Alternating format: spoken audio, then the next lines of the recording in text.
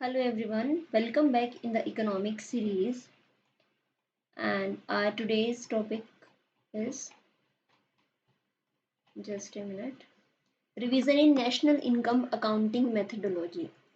So आज का topic है हमारा नेशनल इनकम अकाउंटिंग मेथडोलॉजी में जो रिविजन्स हुए हैं। गाइस टॉपिक शुरू करने से पहले मैं बताना चाहूँगी कि in this series I am trying to cover each and every topic.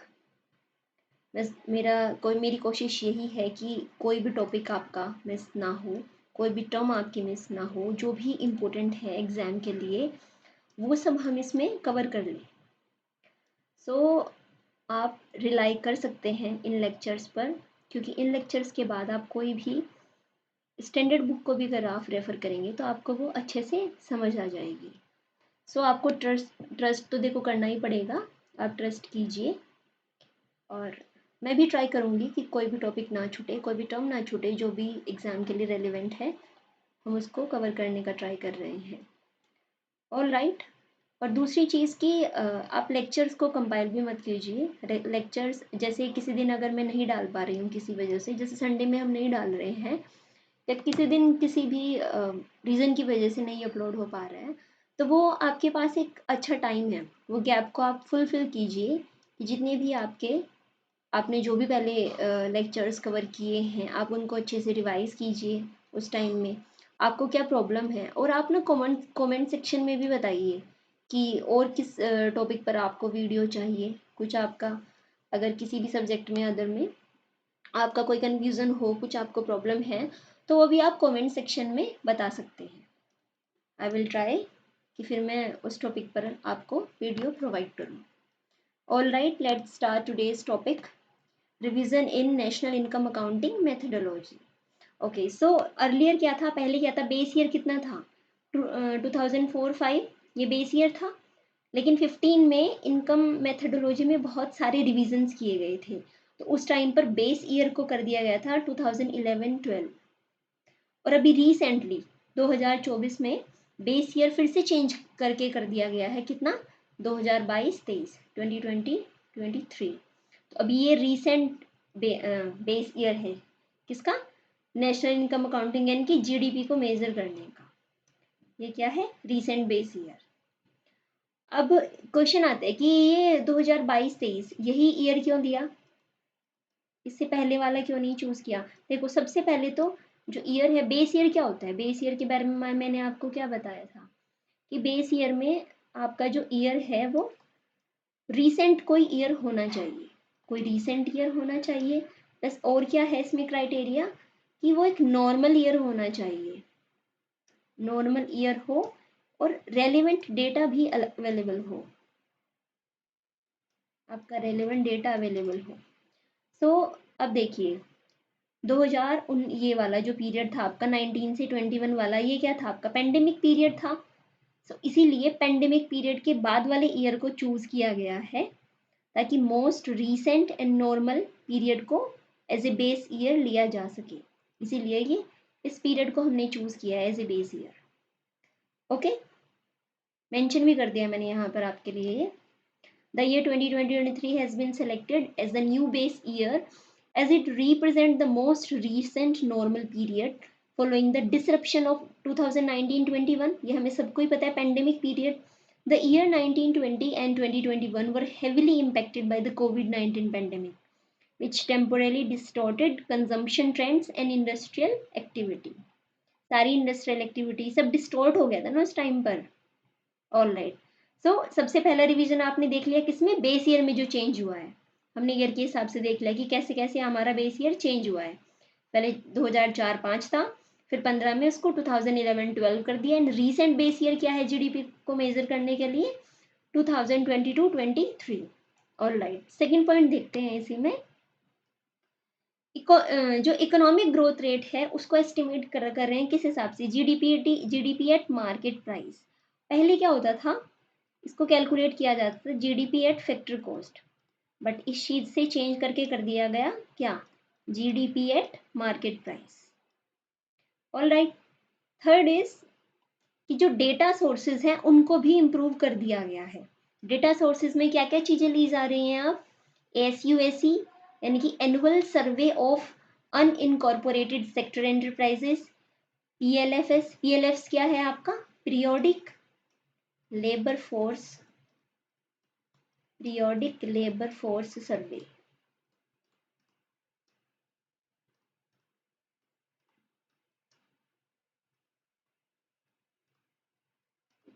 Okay, next है आपका GST डेटा, ये उठाया जा रहा है, यहाँ से डेटा लिया जा रहा है। एंड ई वाहन डेटाबेस, ई वाहन क्या है, ये एक पोर्टल है और इस पोर्टल से डेटा उठाया जा रहा है। रोड सर्विसेज से रिलेटेड जो डेटा है वो यहाँ से लिया जा रहा है। ऑल राइट, सो डेटा सोर्स को भी इम्प्रूव कर दिया गया है, बेसिकली डेटा सोर्स को लार्ज कर दिया गया है। अलग अलग जगह से अलग अलग जो ईयरली जितने भी सर्वेज हो रहे हैं, एनुअल सर्वेज हो रहे हैं, वहां से डेटा को पिक किया जा रहा है ताकि आपका एक बेटर एस्टिमेशन आ सके।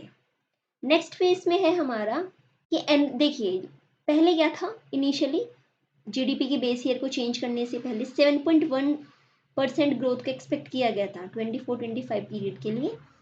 फिर आपका अभी कितना हो गया, ये इंक्रीज हो गए इस बेस ईयर के अकॉर्डिंग 7.6%। एक बात और, अगर आपको और अच्छे से आपको अगर इसके ऊपर जो PIB पर आर्टिकल अवेलेबल है, जीडीपी का बेस ईयर जो चेंज हुआ है, अगर आप यही गूगल पर डालकर उसको सर्च करेंगे तो आपको PIB पर पूरा आर्टिकल वहाँ पर मेंशन है।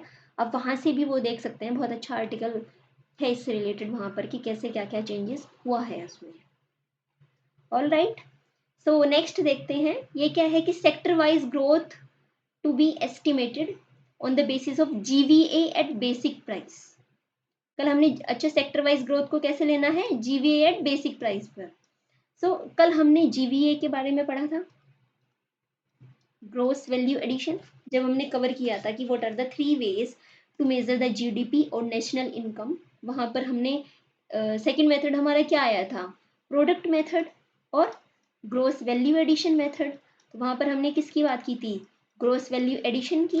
क्या था ग्रोस वैल्यू एडिशन में आपका, कि टोटल आउटपुट कितना है और इसमें से क्या माइनस कर रहे हैं हम, value of intermediate consumption. GVA में क्या था आपका, आउटपुट की वैल्यू कितनी है, वैल्यू ऑफ आउटपुट, और वैल्यू ऑफ आउटपुट में से क्या माइनस कर देंगे, इंटरमीडिएट कंजम्पशन। क्या था इंटरमीडिएट कंजम्पशन, यानी कि इंटरमीडिएट गुड्स क्या है, ये ऐसा कंजम्पशन, ऐसे गुड्स जिनको फर्दर प्रोडक्शन में यूज कर लिया गया है, रॉ मटेरियल बेसिकली आप बोल सकते हैं। सो इंटरमीडिएट कंजम्पशन, ओके। और बट हम यहाँ पर किसकी बात कर रहे हैं, GVA एट बेसिक प्राइस। इसमें क्या चेंज आएगा, क्या होगा ये GVA एट बेसिक प्राइस, यह जाएगा आपका GVA एट फैक्टर कॉस्ट, और इसमें क्या ऐड करेंगे हम, production tax,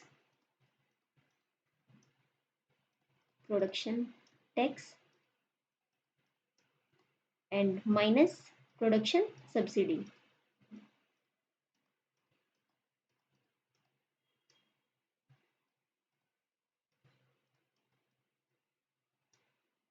GVA at basic price क्या होगा आपका, GVA यानी gross value addition at factor cost plus production tax minus production subsidy.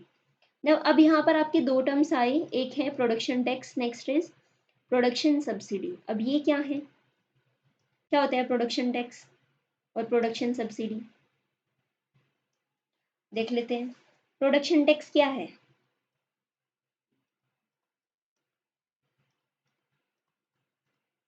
Production tax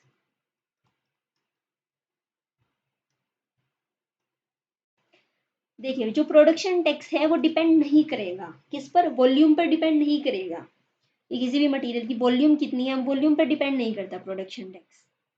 अभी आगे जब हम आपका GVA यानी कि मार्केट प्राइस पर जब हम इसको देखेंगे, GDP एट मार्केट प्राइस देखेंगे, तो तब हमारी एक और टर्म इंट्रोड्यूस होगी वहाँ पर, दैट इज प्रोडक्ट टैक्स। तो तब देखेंगे कि प्रोडक्शन और प्रोडक्ट टैक्स में डिफरेंस क्या है।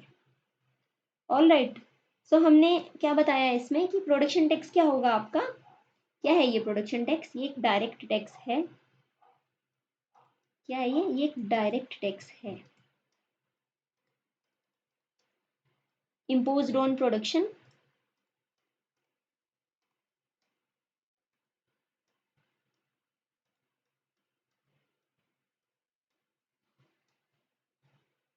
imposed on production of goods and services। और ये क्या है, ये किस पर डिपेंड नहीं करेगा, not dependent on volume, volume पर डिपेंड नहीं करेगा ये आपकी।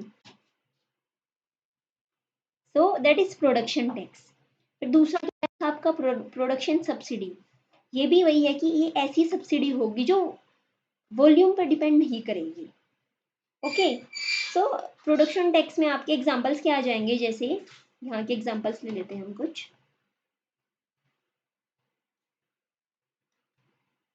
यहाँ पर आपके एग्जांपल्स आ गए, लाइक लैंड रिवेन्यू,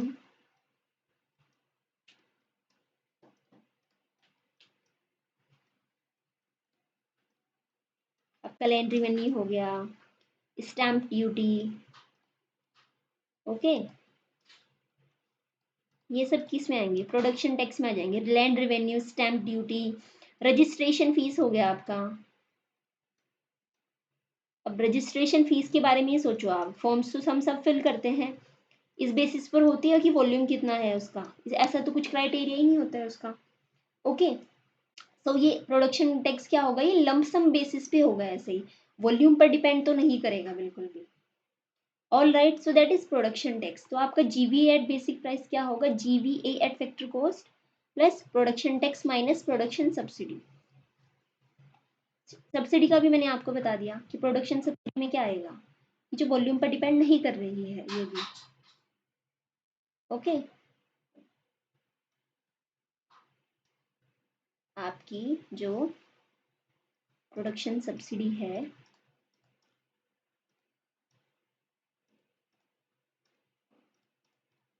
क्या है इसमें भी,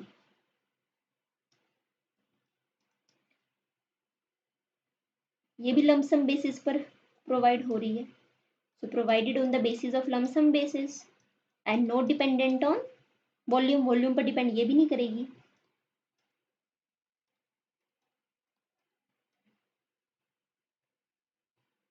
just a minute,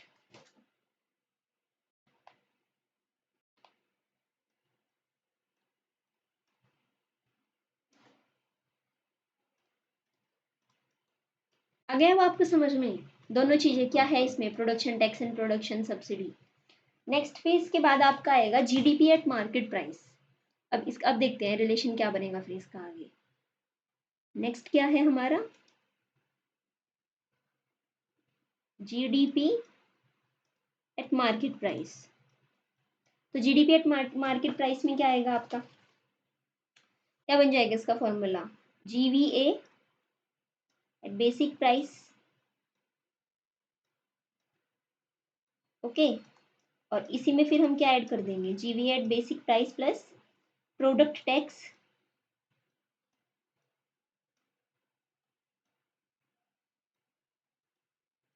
minus product subsidy.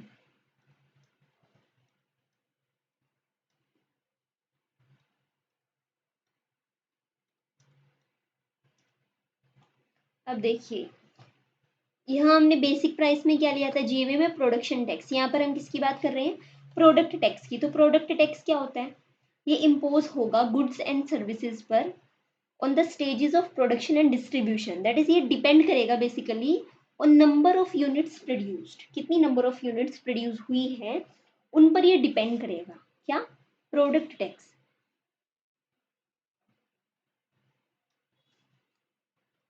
किसके बारे में बात कर रहे हैं हम, प्रोडक्ट टैक्स। क्या बताया हमने इसके बारे में कि जो प्रोडक्ट टैक्स होगा, सबसे पहले तो ये इम्पोज होगा, imposed on goods and services,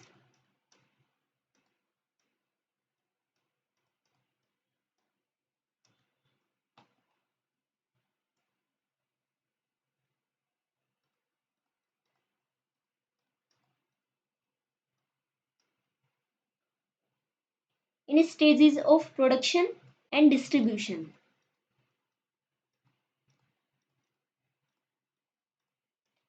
production और डिस्ट्रीब्यूशन की जो स्टेजेस होंगी तब ये आपका क्या होगा, इम्पोज होगा। In stages of production and distribution. Second चीज हमने इसके बारे में क्या बात की कि जो प्रोडक्ट टैक्स होगा ये क्या होगा, किस पर डिपेंड करेगा, ये depend on number of units. Production tax में हमने क्या बात की थी कि ये वॉल्यूम पर डिपेंड नहीं करता। प्रोडक्शन टैक्स क्या था आपका, that not dependent on volume. But product tax में क्या बात हो रही है कि ये डिपेंड करेगा कि कितनी नंबर ऑफ यूनिट्स प्रोड्यूस हो रही है, एंड प्लस ये कब इम्पोज होगा, जब गुड्स एंड सर्विसेज कि कौन कौन से स्टेजेस पर, प्रोडक्शन की स्टेज पर एंड डिस्ट्रीब्यूशन की स्टेजेस पर। गुड्स है, कोई सामान है, उसको पहले प्रोड्यूस किया उस स्टेज पर, फिर इसको डिस्ट्रीब्यूट किया जा रहा है, उस स्टेज पर ये क्या होगा आपका, इम्पोज होगा। सो दैट इज प्रोडक्ट टैक्स। अब सोचिए आप, अगर ये डिस्ट्रीब्यूशन स्टेज पर हो रहा है, डिस्ट्रीब्यूशन का मतलब क्या है, प्रोडक्ट आपका, ये कोई प्रोडक्ट है, ये अब मार्केट में जा चुका, वहां पर ये क्या हो रहा है आपका, ये प्रोडक्ट है, मार्केट में गया, अब ये यहाँ पर डिस्ट्रीब्यूट हो रहा है। तो अगर ये यहाँ पर डिस्ट्रीब्यूट हो रहा है मार्केट में, तो यहाँ किसकी बात आ गई, मार्केट प्राइस, यानी कि जीडीपी एट मार्केट प्राइस। आ रहा है आपको समझ में ये कंसेप्ट। तो इसीलिए जीडीपी एट मार्केट प्राइस के फॉर्मूले में आपका क्या आ गया कि जितना भी जीवीए होगा बेसिक प्राइस पर plus product tax minus product subsidy. अच्छा, अभी यहाँ पर जो हमने ये फॉर्मूला लिया था इसको हम क्या लिख सकते हैं, ये वाले फॉर्मूले को क्या कर देंगे हम इसको कि जीवीए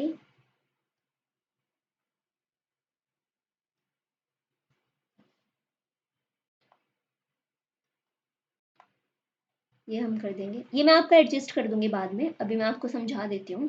जब मैं आपको पीडीएफ प्रोवाइड करूंगी तो ये मैं आपका यहीं पर डाल दूंगी, अभी गैप नहीं है तो ये यहीं पर आपका डाल दिया जाएगा। तो जीवीए एट फैक्टर कॉस्ट क्या आ जाएगा फिर, ये क्या बना, अच्छा जब टैक्स में से सब्सिडी को माइनस करते हैं, मैंने आपको मार्केट प्राइस के केस में भी बताया था ना, क्या बताया था मैंने आपको, मार्केट प्राइस, अच्छा मार्केट और फैक्टर कॉस्ट का फॉर्मूला मैंने आपको क्या बताया था, factor cost plus indirect tax minus subsidy.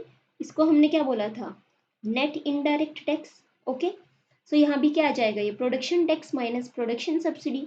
तो क्या बोलेंगे हम इसको, plus net production tax, NPT. All right, net production tax यानी एनपीटी।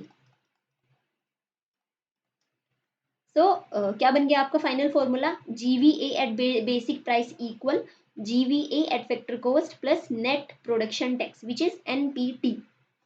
ऑल राइट, अब यहाँ पर ये क्या बनेगा फिर, यहाँ हमने क्या किया है, GVA at basic price plus production tax, product tax minus product subsidy.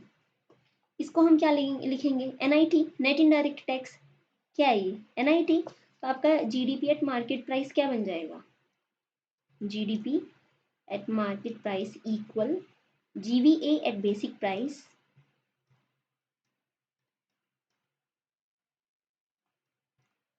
और इसी में हम क्या ऐड कर देंगे आपका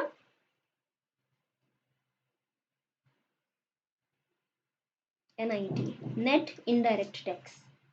ऑल राइट, अब ये क्या था, जीवीए एट बेसिक प्राइस क्या आया था आपका, क्या लिखा है अभी हमने ऊपर, GVA eight factor cost plus NPT. Okay,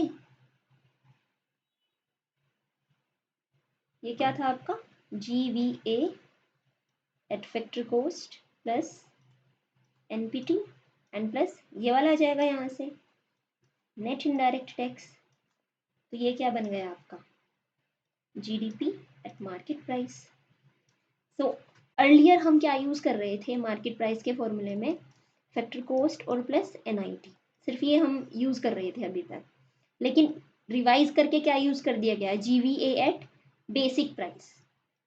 ठीक है, और इस बेसिक प्राइस में क्या ऐड हो गया नया, ये आ गया आपका एनपीटी। एनपीटी नहीं था पहले पिक्चर में, सिर्फ एनआईटी की बात हो रही थी, नेट इनडायरेक्ट टैक्स की। समझ रहे हैं आप मैं क्या बताना चाह रही हूँ। सो यहाँ से हम अब नया रिलेशन क्या निकाल सकते हैं, मार्केट प्राइस और फैक्टर कॉस्ट का क्या बन जाएगा आपका new relation, factor cost sorry net market price, क्या जाएगा आपका market price equal factor cost plus NPT plus NIT. And what is NPT, net product production tax, and NIT is net indirect tax. So MP equal FC plus NPT plus NIT. देखो ये बहुत important है, बच्चों को बहुत इसमें confusion होता है कैसे हो रहा है ये बेसिक प्राइस वाला पूरा प्रोडक्शन टैक्स प्रोडक्ट सब्सिडी, इसको मैं थोड़ा सही से अरेंज कर दूंगी आपके लिए ताकि कोई कंफ्यूजन ना हो। बट वैसे तो लेक्चर देखते हैं और फिर से आप पढ़ो तो पीडीएफ समझ में आ जाता है। आगे चलते हैं, चलिए इतना क्लियर है ना आपको ये पूरा टॉपिक। हमने यहाँ किसकी बात की थी, जीवीए एट बेसिक प्राइस, फिर वही मैंने आपको पूरा बताया है कि क्या इसका फॉर्मूला बनेगा, and then what is the relation of GDP at market price and GVA at basic price. फिर यहीं से हमारा क्या निकल गया, market price equal factor cost plus net production tax plus net indirect tax. All right, आगे चलते हैं। अच्छा, नेशनल इनकम हमने कल कवर कर लिया था, ये क्या था national income, total income earned by resident of a country during a financial year from all productive economic activities both within the country and abroad। क्या मतलब है इससे, इंडिया की जो नेशनल है ये अगर हमारी डोमेस्टिक टेरिटरी है, डोमेस्टिक टेरिटरी है हमारी, इंडिया मान लेते हैं, इंडिया की क्या है ये डोमेस्टिक टेरिटरी है, तो रेजिडेंट यहाँ भी जितना कमा रहे हैं अपनी कंट्री में, प्लस ये कोई फॉरेन टेरिटरी मान लेते हैं हम, हमारे रेजिडेंट यहाँ पर भी हैं, फॉरेन में भी जाते हैं, यहाँ से भी वो क्या कर रहे हैं, अर्न कर रहे हैं मनी को, जॉब कर रहे हैं वहाँ पर, तो यहाँ से भी जितनी अर्निंग हो रही है, अपने देश में भी जितनी अर्निंग हो रही है, वही टोटल मिला के क्या होगी हमारी नेशनल इनकम। ऑल राइट, कि नेशनल इनकम क्या होगी, टोटल इनकम जो अर्न हो रही है by resident of a country during a financial year from all productive economic activities, चाहे वो कंट्री के अंदर हो चाहे वो देश के बाहर हो। ये हमने कर लिया था, नेशनल इनकम क्या था ये NNP eight factor cost. Okay, फिर हमने इसके 3 तरीके भी पढ़ लिए थे कल। क्या क्या किया था हमने कि नेशनल इनकम को मेजर करने के लिए हमारे 3 वेज थे ना, क्या था, फर्स्ट बताइए जल्दी, इनकम मेथड, फर्स्ट आपका क्या था, इनकम मेथड था। सेकंड क्या कवर किया था हमने इनकम मेथड के बाद,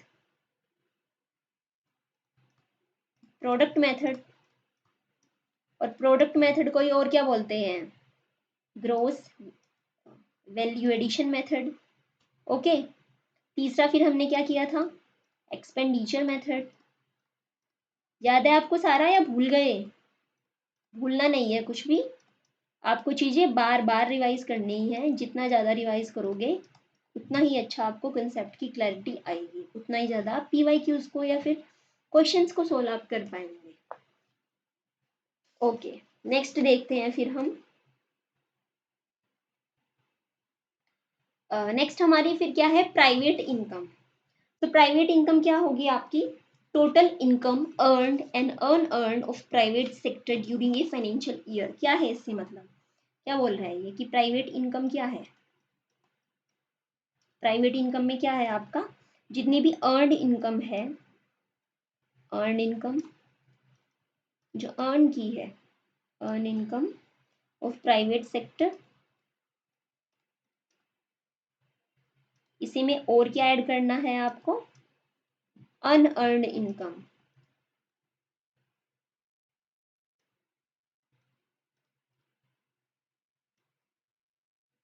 ऑफ प्राइवेट सेक्टर।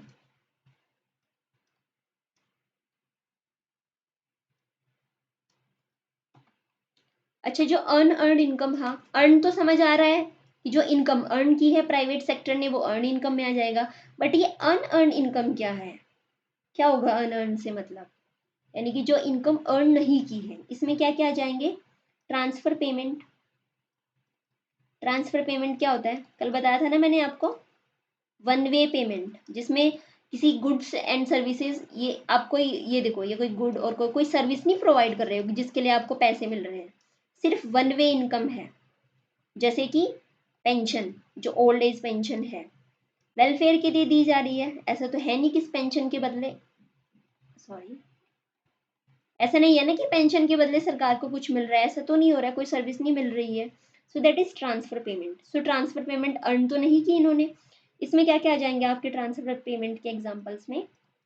एग्जाम्पल्स आ जाएंगे यहाँ पर आपका, जैसे गिफ्ट, गिफ्ट में अगर कुछ मिला है, और ग्रांट्स कुछ अगर मिले हैं इनको, और क्या आ जाएंगे इसमें? डोनेशंस आ जाएंगी। ऑल राइट, सो ये सब चीज़ें किस में कवर होगा? अनअर्न इनकम में आ जाएंगी ये सारी चीज़ें आपकी।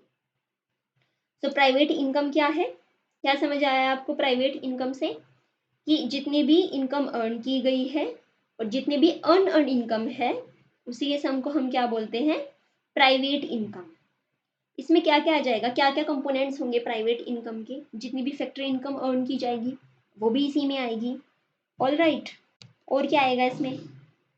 ट्रांसफर इनकम से मैंने आपको बताया ना अभी, क्या क्या आ जाएगा इसमें?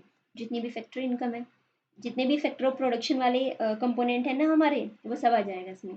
तो फैक्ट्री इनकम आ गई, और क्या आ जाएगा इसमें plus? Transfer incomes, transfer payment देख लिया ना, ये तो ट्रांसफर इनकम्स, ट्रांसफर इनकम।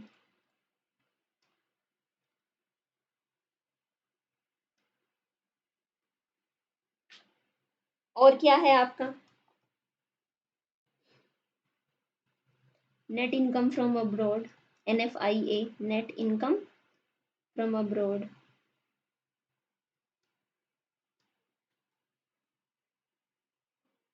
और क्या आ जाएगा इसमें? करंट ट्रांसफर आ जाएंगे। ट्रांसफर इनकम वैसे ले लिया, इसी में इंक्लूड हो जाएगा वो। अब ये ट्रांसफर इनकम जो है यहाँ पर, ये हो सकता है गवर्नमेंट की है, गवर्नमेंट ने ट्रांसफर की है इनकम, या हो सकता है कुछ अदर भी हो, सेक्टर्स हो सकते हैं, like other net transfers from rest of the world. बाकी भी जहाँ से कुछ आ रहा है, other net transfer from rest of the world. तो ये क्या हो जाएगी आपकी?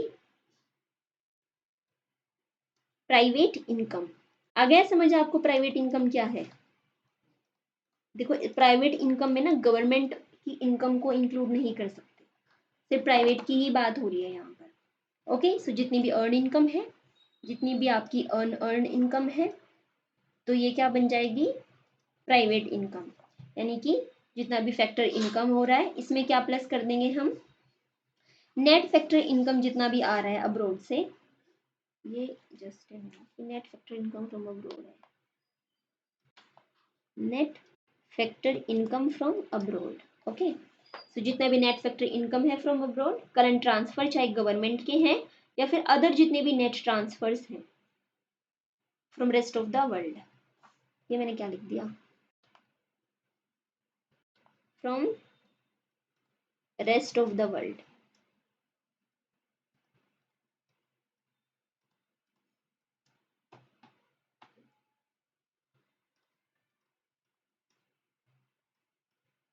क्लियर है आपको ये? नेक्स्ट चले अब हम पर्सनल इनकम पर। प्राइवेट के बाद नेक्स्ट है हमारा पर्सनल इनकम। पर्सनल इनकम में क्या आ जाएगा? Total income which is actually received by house hold before the payment of personal taxes during a financial year. क्या समझ आया यहाँ से इस डेफिनेशन से आपको कि क्या है ये पर्सनल इनकम? क्या समझ में आ रहा है पर्सनल इनकम से? जो हाउस होल्ड्स हैं उनके पास जो टोटल इनकम वो रिसीव कर रहे हैं, किससे पहले? अब इन्होंने टैक्सेस को पे नहीं किया है, अपने टैक्सेस को पे करने से पहले जो टोटल इनकम हाउस होल्ड के पास आई, वही क्या होगी? Personal income. ओके, फॉर्मूला देख लेते हैं अब हम पर्सनल इनकम का, क्या फॉर्मूला बनेगा? चलिए, पर्सनल इनकम इक्वल क्या जाएगा इसमें आपका?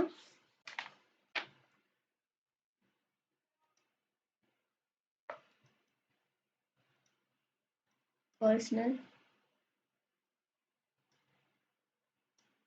इनकम इक्वल क्या आ जाएगा आपका पर्सनल इनकम में? अनडिस्ट्रीब्यूटेड प्रॉफिट सबसे पहले,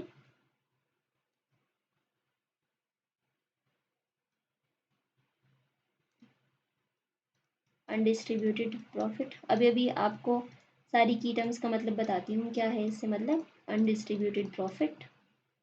और क्या माइनस करेंगे इसमें से हम,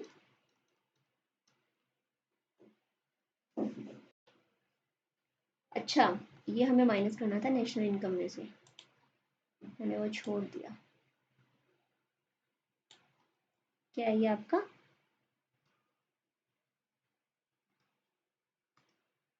नेशनल इनकम, उसमें से हम माइनस कर रहे हैं क्या undistributed profit.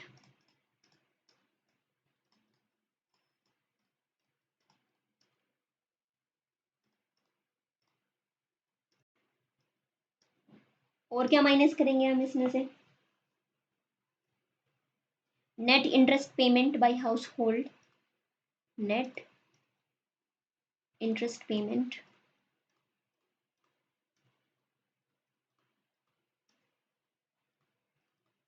Bye house hold. और क्या आ जाएगा इससे अलग, खुद सोचिए ना आप, क्या और क्या नहीं होता, मतलब पर्सनल इनकम क्या है, हाउस होल्ड के पास जितना पैसा वो रिसीव कर रहे हैं वो उनकी पर्सनल इनकम है। अब उसमें net interest payment by house hold, ये मैं बताती हूँ चलो अभी आपको, ये हमने क्यों माइनस किया। और क्या आएगा इसमें, कॉर्पोरेट टैक्स, कॉर्पोरेट टैक्स तो नहीं जाता हाउस होल्ड के पास, तो वो भी इसमें से माइनस कर देंगे हम। सो कॉर्पोरेट टैक्स, और कॉर्पोरेट टैक्स के अलावा और क्या आएगा फिर, और क्या ऐड कर देंगे हम इसमें, ट्रांसफर पेमेंट, ट्रांसफर पेमेंट तो हाउस होल्ड को भी मिलती है, ट्रांसफर पेमेंट।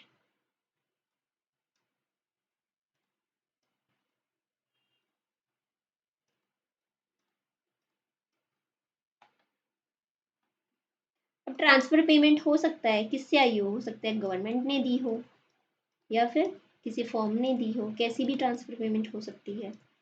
ओके, सो अब समझिए फॉर्मूला। सबसे पहले हमने क्या किया, नेशनल इनकम, नेशनल इनकम में से हमने माइनस किया अनडिस्ट्रीब्यूटेड प्रॉफिट को। अब क्या है ये अनडिस्ट्रीब्यूटेड प्रॉफिट, क्या होता है, आपको क्या समझ में आ रहा है इस वर्ड, आपका जो वर्ड है, वर्ड को ब्रेक डाउन कीजिए।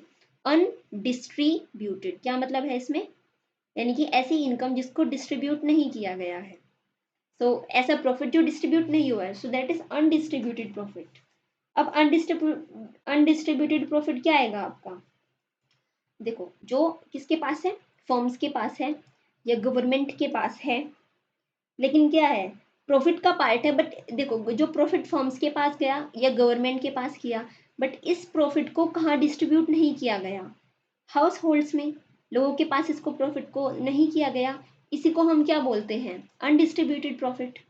आ रहा है आपको समझ में, प्रॉफिट जो फर्म्स को होगा, गवर्नमेंट को होगा, और इस प्रॉफिट को डिस्ट्रीब्यूट नहीं किया गया हाउस होल्ड्स के साथ, तो that is undistributed profit. House hold से मतलब क्या है कि फैक्टर ऑफ प्रोडक्शन के पास नहीं गया ये, जो फैक्टर ऑफ प्रोडक्शन है आपके कितने हैं, 4 फैक्टर ऑफ प्रोडक्शन है, कौन कौन सा, land, labour, capital, entrepreneurship. I hope ये तो आपको एकदम रट जाना चाहिए अब, what are the 4 factors of production, land, labour, capital and entrepreneurship. तो ये प्रॉफिट कहाँ डिस्ट्रीब्यूट नहीं हो रहा है, among factors of production. So इस प्रॉफिट को जो डिस्ट्रीब्यूट नहीं हुआ है फैक्टर ऑफ प्रोडक्शन में, इसी को हम क्या बोलते हैं अनडिस्ट्रीब्यूटेड प्रॉफिट। ओके, सो इसको माइनस कर देंगे, जब ये हाउस होल्ड रिसीव ही नहीं कर रहा है तो ये हटा दीजिए। फिर है net interest payment by house hold, ये क्या है, सपोज कीजिए ये हाउस होल्ड है, इसने लोन लिया है, लोन गवर्नमेंट से भी ले सकता है और कहाँ से लिया जा सकता है, प्राइवेट से भी लिया जा सकता है लोन तो, ठीक है। अब ये जो लोन इनको लिया है वो तो उसको वापस करना पड़ेगा ना, तो net interest payment by house hold, इसीलिए इसको भी माइनस कर दिया। फिर है कॉर्पोरेट टैक्स। अब कॉर्पोरेट टैक्स क्या होता है, जो टैक्स कॉर्पोरेट पर अप्लाई होता है that is corporate tax, corporation पर लगता है ना कॉर्पोरेट टैक्स, हाउस होल्ड पर तो नहीं लग रहा है ये, तो जब हाउस होल्ड पर लग ही नहीं रहा है, ये किसकी अर्निंग्स पर लग रहा है, फॉर्म्स है, ये कोई फॉर्म है, इस फॉर्म की कुछ अर्निंग है, इस अर्निंग पर क्या अप्लाई होगा, कॉर्पोरेट टैक्स। तो जब ये फॉर्म पर हो रहा है तो ये भी हम इसमें से माइनस कर देंगे, क्योंकि ये भी पर्सनल हाउस होल्ड्स के पास तो ये भी नहीं जाएगा, सो कॉर्पोरेट टैक्स को भी माइनस कर दिया। फिर आता है transfer payment from both government and firms, दोनों से आ सकती है ना ट्रांसफर पेमेंट, ग्रांट्स कुछ मिले होंगे या कुछ वेलफेयर स्कीम्स के थ्रू कुछ मतलब ट्रांसफर हुई होगी मनी हाउस होल्ड के पास, समझ रहे हैं आप। सो इसको हमने कर दिया ऐड। सो पर्सनल इनकम का फॉर्मूला क्या बन गया आपका, दोबारा से चलिए जल्दी आपको क्या करना है, अपनी नोटबुक में लिखिए इसको जल्दी से। Personal income equal national income minus undistributed profit minus net interest payment by household minus corporate tax plus transfer payment. Okay, आ रहा है आपको समझ में? ये आपको समझ में आ गया ना, ये वाला पॉइंट क्यों हमने माइनस किया net interest payment by house hold? क्योंकि हो सकता है हाउस होल्ड ने पैसे लिए हैं, लोन लिया है गवर्नमेंट से या फिर प्राइवेट से, अब ये क्या होगा, ये उसको पे बैक करना पड़ेगा, सो इसलिए इसको भी इसमें से माइनस कर दिया है। ऑल राइट, आगे चलें। पर्सनल डिस्पोजेबल इनकम क्या होता है? पर्सनल डिस्पोजेबल इनकम आपका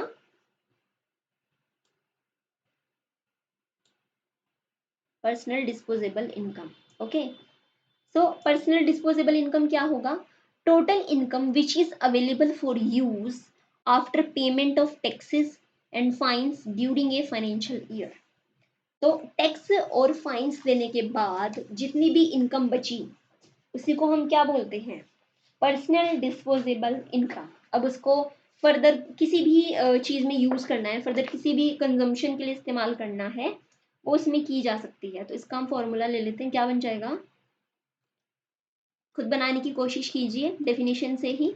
पर्सनल डिस्पोजेबल इनकम इक्वल क्या बनेगा आपका? जितना भी पर्सनल इनकम है, अच्छा पीआई से आप कंफ्यूज मत हो जाना है कि ये पर्सनल इनकम है या क्या है। चलो इसको हम पूरा ही लिख देते हैं, कभी आप इसको प्राइवेट इनकम समझ लो। So personal income, personal income में से क्या माइनस करना है आपको?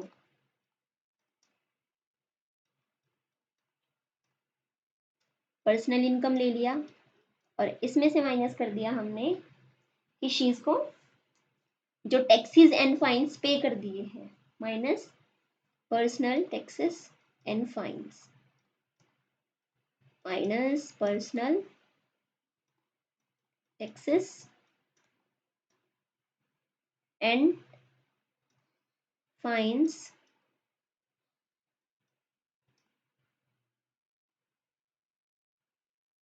पर्सनल टैक्सेस एंड फाइन्स और क्या आ जाएगा इसमें? नॉन टैक्सेस एंड फाइन्स, वो भी इसी में इंक्लूड हो जाएगा, वो भी माइनस ही होता है इसमें से। नॉन टैक्सेस फाइन, जो टैक्स नहीं लगा है, नॉर्मली कुछ फाइन लगा है बिना टैक्स के, सो नॉन टैक्स फाइन। और एक टैक्स का फाइन हो जाएगा, एक नॉन टैक्स फाइन हो जाएगा, दोनों आ जाएंगे इसमें, personal tax fines and non tax fines. आगे आपको पर्सनल डिस्पोजेबल इनकम समझ में? कुछ नहीं है, ये आपकी अगर कुछ इनकम थी, सपोज हाउस होल्ड के पास जो पर्सनल इनकम आई वो हमने कितनी मान ली, 100 रुपीज़ है, ये आप मान लीजिए। अब टैक्सेस में देने में कितनी हो गई, टैक्स में सपोज कीजिए, टैक्स और फाइन में 10 रुपीज़ गया, फिर कुछ अदर नॉन टैक्स जो है, नॉन टैक्स में भी कितना चला गया, 20 चला गया, तो क्या बचा personal disposable income? 100 minus 10 minus 20 कितना बचा ये? 70 rupees. So that is personal disposable income. All right, आ रहा है सब समझ में? चलिए, अच्छा ये टर्म्स ना सारी बहुत इंपॉर्टेंट है, personal disposable income, personal income, यहाँ से क्वेश्चन फ्रेम होते हैं पीवाईक्यूज में, तो इसीलिए एग्जाम में जब यहाँ से क्वेश्चन बनते हैं तो आपको ये फॉर्मूला अच्छे से आना चाहिए, ये भी बहुत इंपॉर्टेंट फॉर्मूला है, इसी में पूछ लेंगे, वो आपको यहीं से क्वेश्चन बना देंगे पीवाई। अच्छा ऐसे नहीं बनाएंगे डायरेक्ट कि ये इतना, हाँ वैसे भी बना सकते हैं, बट नॉर्मली वो आपको क्या दे देंगे कि अनडिस्ट्रीब्यूटेड प्रॉफिट है, ये पर्सनल इनकम में क्या होगा, एक्सक्लूड होगा या इंक्लूड होगा, इस टाइप से आपका क्वेश्चन बन जाएगा। ट्रांसफर पेमेंट का दे देंगे कि जो आपकी ट्रांसफर पेमेंट है, ये ट्रांसफर पेमेंट क्वेश्चन कुछ ऐसे बना दिया, तो उसमें फिर पूछ लेंगे कि ट्रांसफर पेमेंट पर्सनल इनकम में इंक्लूड हो रही है या एक्सक्लूड हो रही है, बताइए क्या हो रही है, समझ रहे हैं आप? इस टाइप से क्वेश्चन बना देंगे। चलिए जैसे इसमें है पर्सनल डिस्पोजेबल इनकम, यहाँ पूछ लिया जाएगा कि पर्सनल डिस्पोजेबल इनकम में, पर्सनल इनकम में से पर्सनल टैक्स को माइनस करना है, वो इंक्लूड करेगा या एक्सक्लूड करेगा, आपको वो इसी तरीके से 4 ऑप्शन बना के दे देगा कि इंक्लूजन ऑफ पर्सनल टैक्सेस, अगले ऑप्शन में दे देगा एक्सक्लूजन ऑफ पर्सनल टैक्सेस। समझ रहे हैं आप मैं आपको क्या बताना चाह रही हूँ? तो ये फॉर्मूला बेसिकली आपको लर्न होना चाहिए, फॉर्मूला लर्न होगा तो फिर क्वेश्चन गलत नहीं होता है। चलिए नेक्स्ट इसके बाद आपका आता है national disposable income. National disposable income क्या है? Net national product at market prices plus other current transfer from rest of the world, so that is net disposable income. क्या समझ आ रहा है आपको यहाँ से नेट डिस्पोजेबल इनकम से? बताइए। देखो सिंपली अगर हम देखें, सिंपली नेशनल डिस्पोजेबल इनकम से मतलब होता है कि हाउ मच, सिंपल टर्म्स में बिल्कुल, हाउ मच इनकम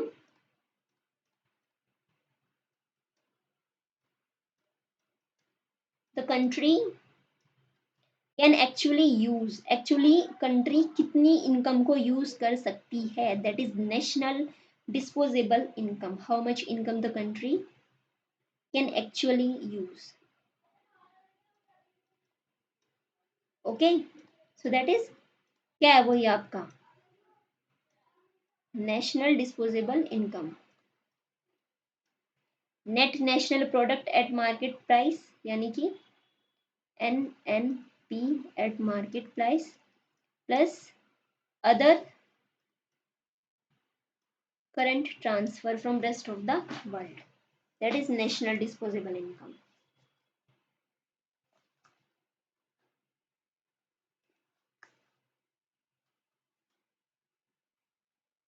नीचे लिख लेते हैं फॉर्मूला आपका, ये फॉर्मूला ही है बेसिकली ये, ताकि आपको दिखे अच्छे से कि क्या है फॉर्मूला आपका। नेशनल इनकम या NNP eight market price plus other current transfer from rest of the world.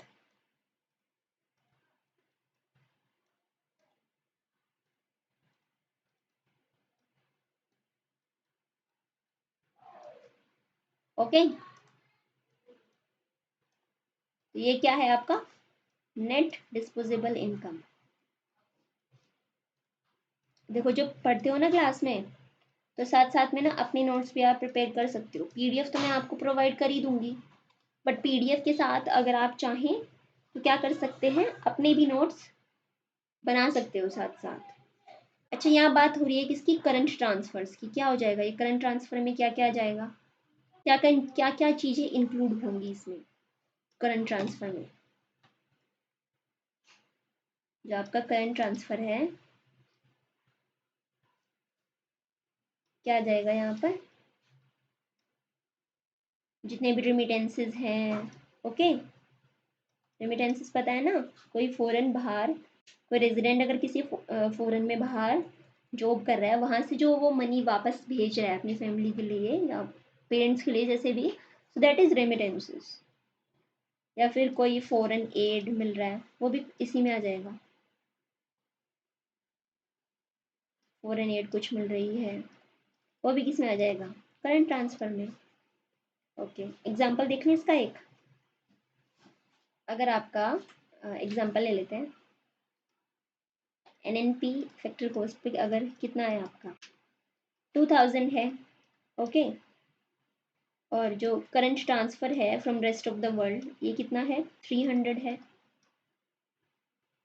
अच्छा, ये है current transfer from rest of the world. हो सकता है current transfer paid, current transfer जो है ये पे भी किया हो, paid to the rest of the world ना, paid to rest of world, ROW क्या है, रेस्ट ऑफ वर्ल्ड। ये कितना ले लिया हमने, ये 100 ले लेते हैं।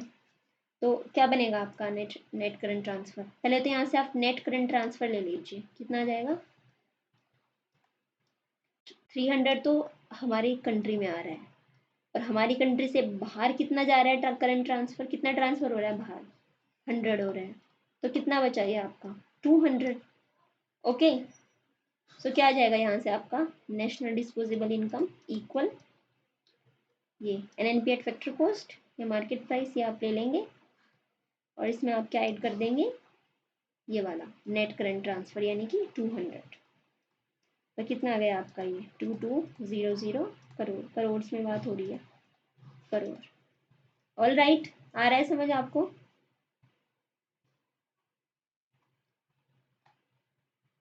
तो क्या बना आपका नेट डिस्पोजेबल इनकम, जितनी भी national net national product at market price plus other current transfer from rest of the world.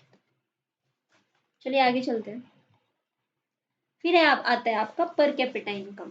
क्या होती है पर कैपिटा इनकम? ये भी बहुत इंपॉर्टेंट टर्म है।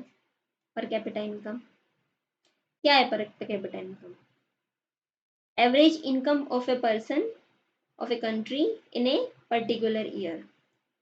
तो किसी कंट्री में एवरेज इनकम कितनी है किसी पर्सन की किसी पर्टिकुलर ईयर में? Average income of a person in a particular year. Formula देख लेते हैं इसका क्या आ जाएगा पर कैपिटा इनकम का। ये बन जाएगा आपका per capita income equal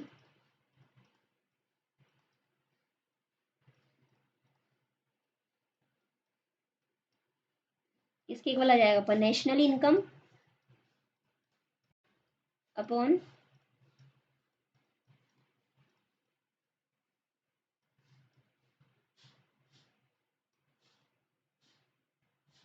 total population. Total population ये भी कई बार यहाँ से भी क्वेश्चन आ चुका है। सो पर कैपिटा इनकम क्या होगा? जितनी भी नेशनल इनकम है उसको डिवाइड करना है टोटल पॉपुलेशन से। सपोज एग्जांपल ले लेते हैं उसका।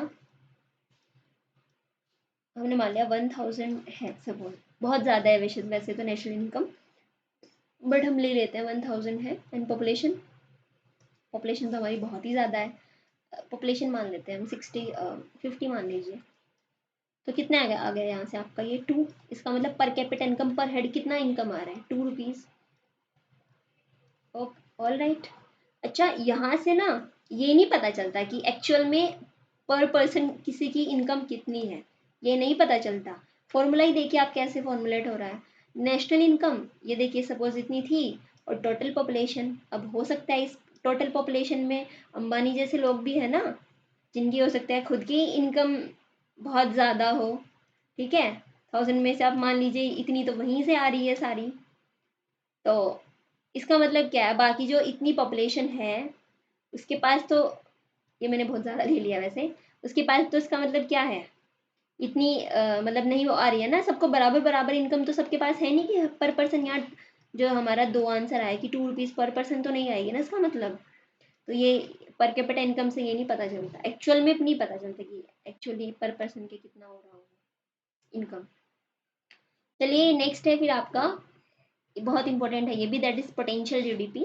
पोटेंशियल जीडीपी क्या है? It is the real value of all goods and services that can be produced when a country's factor of production are fully employed। क्या मतलब है इससे? जब किसी कंट्री में जो फैक्टर ऑफ प्रोडक्शन क्या है? 4 फैक्टर ऑफ प्रोडक्शन के बारे में पढ़ रखा है हमने। क्या क्या? Land, labour, capital, entrepreneurship. All right. So अगर किसी कंट्री में जो फैक्टर ऑफ प्रोडक्शन है वो फुल्ली एम्प्लॉयड है, और क्या लिख सकते हैं यानी हम इसको कि आउटपुट है ये, output with full productive capacity. Output with full productive capacity.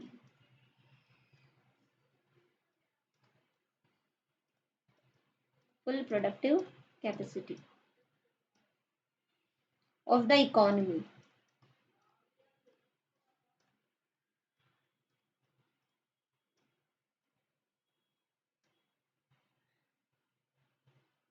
क्या मतलब है इससे? फुल प्रोडक्टिव कैपेसिटी से क्या मतलब है? ये जो आपका लिखा हमने कि आउटपुट है जब फुल प्रोडक्टिव कैपेसिटी से हो रहा है काम, इसका मतलब ये है कि फुल एम्प्लॉयमेंट हो रहा है कंट्री में। फुल एम्प्लॉयमेंट, फुल एम्प्लॉयमेंट से क्या मतलब है कि वो सारे लोग जो केपेबल हैं, काम करने के केपेबल भी हैं, और जो काम करना चाह भी रहे हैं, जो विलिंग भी हैं, all those who are capable and also willing to work, उन सभी के पास क्या है? वो सभी जॉब कर रहे हैं। इसका मतलब इकोनॉमी फुल एम्प्लॉयमेंट में, फुल प्रोडक्टिव कैपेसिटी पे काम कर रही है। तो तब जो जीडीपी आएगी हमारी, रियल वैल्यू जो आएगी गुड्स एंड सर्विसेज की, उसी जीडीपी को तब हम क्या बोलते हैं? Potential GDP. आ गया आपको क्या है पोटेंशियल जीडीपी? जब जीडीपी में फुल एम्प्लॉयमेंट हो, जितने भी लोग जो कैपेबल हैं काम करने के, जो विलिंग हैं, सबके पास जॉब है, सबके पास एम्प्लॉयमेंट है, कोई भी अनएम्प्लॉयड नहीं है, बेसिकली अनएम्प्लॉयमेंट है ही नहीं बिल्कुल भी, सभी के पास जॉब है। ऐसा तो जनरली है ही नहीं, ये है ही नहीं, अनएम्प्लॉयमेंट है ही नहीं बिल्कुल भी। सो दैट इज पोटेंशियल जीडीपी। तो आज हमने क्या क्या टॉपिक आपके कवर कर लिए? सबसे पहले हमने देखा आपका मेथड्स, रिवीजन क्या हुआ आपकी नेशनल इनकम अकाउंटिंग मेथडोलॉजी में, चेंज क्या आया है, बेस ईयर चेंज हो गया, जीडीपी को मार्केट प्राइस पर कैलकुलेट किया जाता है instead of factor cost, and then GV at basic price. ठीक है, ये हमने फॉर्मूला देख लिया क्या क्या है दोनों का। फिर नेक्स्ट हमने किया था आपका प्राइवेट इनकम। प्राइवेट इनकम क्या था? जितनी भी अर्न इनकम है और अनअर्न इनकम है प्राइवेट सेक्टर की। फिर था हमारा पर्सनल इनकम, यानी कि national income minus undistributed profit, और इसमें से नेट इंटरेस्ट पेमेंट को भी माइनस कर दो। कॉर्पोरेट टैक्स, ये देखो जो जो हाउस होल्ड के को नहीं मिलता वो सब हटा दिया नेशनल इनकम में से, और प्लस ट्रांसफर पेमेंट। फिर आपका था पर्सनल डिस्पोजेबल इनकम, जितनी भी पर्सनल इनकम बची है उसमें से क्या माइनस करना है? पर्सनल टैक्सेस को या नॉन टैक्सेस को, जितने भी हैं उनको माइनस कर दीजिए। देन नेक्स्ट था हमारा नेशनल डिस्पोजेबल इनकम। ये क्या था? एनएनपीएड मार्केट प्राइस, और इसमें जितने भी करंट ट्रांसफर है from rest of the world वो सब ऐड कर दीजिए। लास्ट था फिर आपका है पर कैपिटा इनकम, यानी कि national income divided by total population, and then potential GDP. Potential GDP क्या था आपका? जब आप कोई भी इकोनॉमी फुल प्रोडक्टिव कैपेसिटी पे काम करे, तो जब जो आउटपुट जनरेट होगा, जब गुड्स एंड सर्विसेज की जो वैल्यू आएगी, that is potential GDP. All right, so आज का लेक्चर हम यहीं पर ख़त्म करते हैं, एंड आई होप, मैं आपसे उम्मीद कर रही हूँ कि आप साथ साथ सारे अच्छा टेलीग्राम ना आज था कि चल जाएगा, तो टेलीग्राम की सर्विसेज जैसे ही रिज्यूम होंगी, मैं आपको सारे के सारे ये नोट्स पीडीएफ में वहाँ पर अपलोड कर दूँगी। और वैसे तो मैं आपको बता भी रही हूँ कि आप साथ साथ भी क्या कीजिए, जैसे जैसे चीज़ें पढ़ा रहे हैं, आपको खुद से भी जितना नोट करना है आप वो साथ साथ में भी नोट कर सकते हैं। उससे लेक्चर थोड़ा सा एंगेजिंग हो जाता है, ऐसे बोरिंग नहीं लगता। कई बार क्या होता है, इको थोड़ा सब्जेक्ट भी ऐसा ही होता है, तो आपको ऐसे नींद नहीं आएगी, लेक्चर थोड़ा आपका एंगेजिंग हो जाएगा। तो आप क्या कर सकते हैं, साथ साथ में थोड़ा सा नोट मेकिंग कर सकते हैं जैसे जैसे आप लेक्चर को देख रहे हैं। और मैंने आपको स्टार्टिंग में भी बता दिया था कि मैं ट्राई कर रही हूँ कि मैं आपके सारे के सारे ही टॉपिक कवर करूँ इस सीरीज़ में, एंड कोई भी इम्पोर्टेंट टर्म ना छूटे आपकी, जो एग्ज़ाम के लिए बेसिकली रेलिवेंट है, ऐसा कुछ भी ना छूटे, उसका हम ट्राई कर रहे हैं। आप इसके साथ जो जितना भी मैंने आपको अभी ये जो टॉपिक कराया है नेशनल इनकम अकाउंटिंग, अब इसको एनसीईआरटी से भी, अब अगर आप चाहें एक बार तो आप एनसीईआरटी से रीड करना, 12th क्लास की जो एनसीईआरटी है उसका मैं आपको चैप्टर नंबर भी बता देती हूँ कौन सा है ये। चैप्टर नंबर 2 है ये, नेशनल इनकम अकाउंटिंग एनसीईआरटी का। एनसीईआरटी से कौन सा है ये आपका? चैप्टर नंबर 2 है।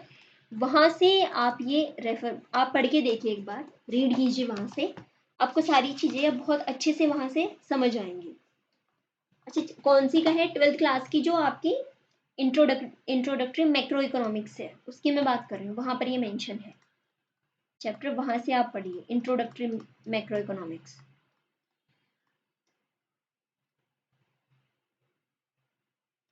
आप इस चैप्टर को वहाँ से रिवाइज कीजिए, आपको भी थोड़ा क्लैरिटी होगा कि लेक्चर से हमने कितना सीखा। अभी अगर हम उसको खुद से किताब को पढ़ रहे हैं तो वहाँ से चीज़ें कितनी हमें समझ आ पा रही है, तभी पता चलेगा ना कंसेप्ट की क्लैरिटी कितनी हुई है। All right then, next class में मिलेंगे, वहाँ पर हम आपका ह्यूमन डेवलपमेंट इंडेक्स और इन सब टॉपिक के साथ फिर हम नेक्स्ट क्लास में मिलते हैं। टिल देन आप सारा रिवाइज कर लीजिए। ओके।